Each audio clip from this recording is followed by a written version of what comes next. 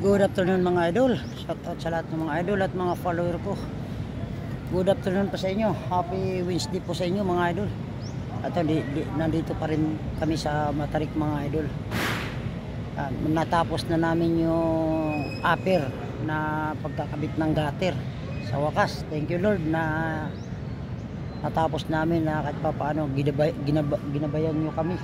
Ayaw mapapansin yung mga idol, may gutter na yung mga idol, bago na yan. Yung mga nakaraang vlog na sunod-sunod na hindi pa ako naka-vlog, ayan, may mga gutter na lahat yan mga idol. Yan, yung area na yun sa baba, yung may tuldab, may gutter na yan, yan, tapos na yan. Ayaw mapapansin yung mga idol, bagong pintura, sinabay na pagpipintura nila mga idol, yung pintur dito. Shout out sa lahat ng mga pintur dito.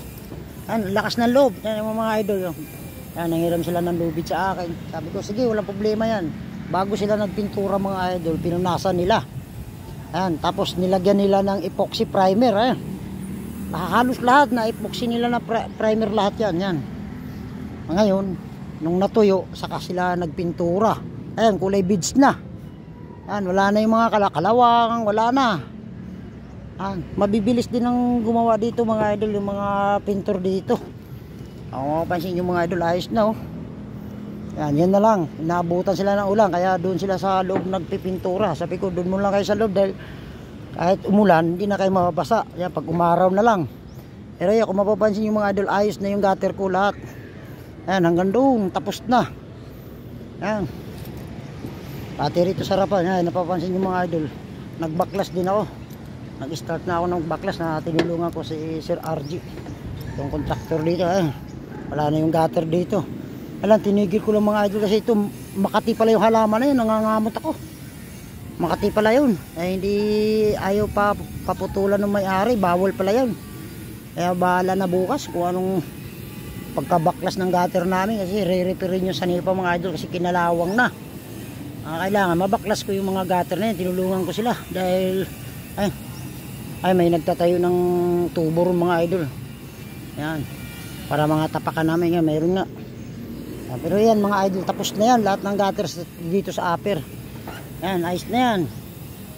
Lahat na yan, ayos na. Yan. Importante, natatapos mga idol na hindi kami na-disgrasya. Binabayan kami ng Panginoon Diyos. Lord, thank you. Mga idol, ayos na. Nagpipintura na sila. Unang dinali nila mga idol yung epoxy primer. Tatapos nung natuyo ng epoxy primer, saka sila nagpintura. Ayan, first coating pa lang ito, itong beads na nakikita nyo. May pangalawang coating pa. Kaya mabigat-bigat pa yung labanan nila. Tingnan mo kung mapapansin nyo, mga daming lubid. Naglulubid sila mga idol. Sabi ko, lubid kayo dahil Matarik yan, hindi biro-biro yan. Okay, thank you, God bless mga idol. Shout out sa lahat ng mga idol at mga follower ko. Good afternoon po sa inyo. Happy Wednesday. Ayan mga idol. At papaano na unti-unti namin yung project. Kahit buwis buhay, ginabayan tayo ng mahal nating Panginoon Diyos. Ayan, Lord, thank you. Dahil kami, kahit papaano mga idol, dalawa lang kami halos dito gumagawa. Minsan 3, 4. Ayan, mas madalas ang dalawa rito. Yung isang helper ko nga na si Leo. Kailangan po namin maunti-unti po namin mga idol. Okay, thank you, God bless mga idol. Shout out sa lahat ng mga idol at mga follower ko. Good afternoon po sa inyo, happy Wednesday. Yan, ayos na mga idol. Yan. At papaano, kung mapapansin nyo mga idol, maraming Louis rope to. Yan, dito sa may puno. Yan, may puno yan sa baba yan. Ano yan, daming Louis rope. Pero tapos na yung ibang Louis rope na trusses. Bubungan na lang yan. Pero uhuli ko yan kasi unahin ko muna yung gutter na binaklas ko kanina. Dahil pipinturahan nila ni Foreman, lalagyan nila ng epoxy primer, tanggalin yung mga kalawang bago ko magagatiran. Kaya tinulungan ko sila ni Foreman. Sabi ko, sige, tulong ako pagbaklas ng gutter para kahit papaano unti-unti na lang ang gagawin natin. Sabay-sabay tayo matatapos sa part ng roofing. Okay, thank you, God bless mga idol. Maraming salamat sa mga suporta nyo sa akin. God bless you to all mga idol at mga follower ko at sa lahat ng mga construction worker.